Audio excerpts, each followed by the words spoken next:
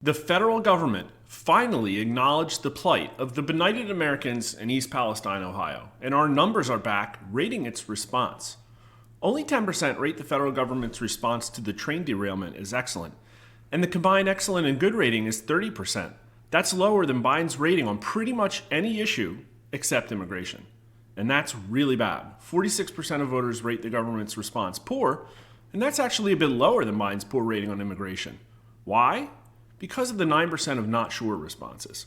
Here are the party numbers. Pretty much no voters think the response was excellent.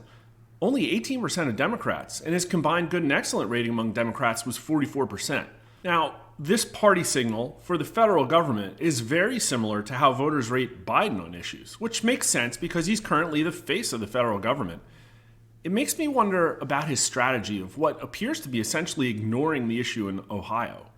Who rates the federal government best? Those who strongly approve of Joe Biden, by a mile.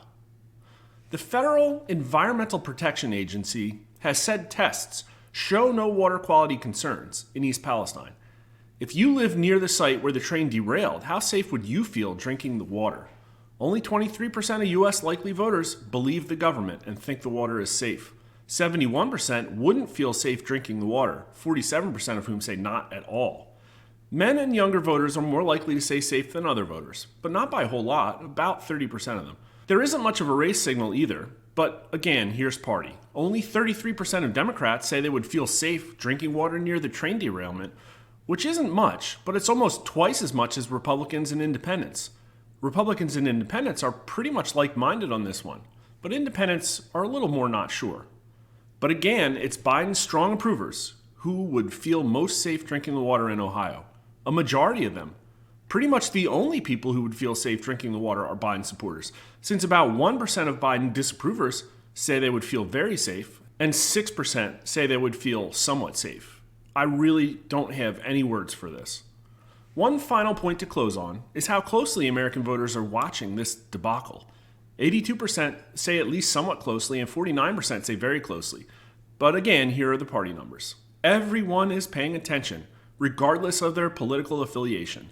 82% of Democrats, in fact, and only 18% of them rate the federal government's response as excellent.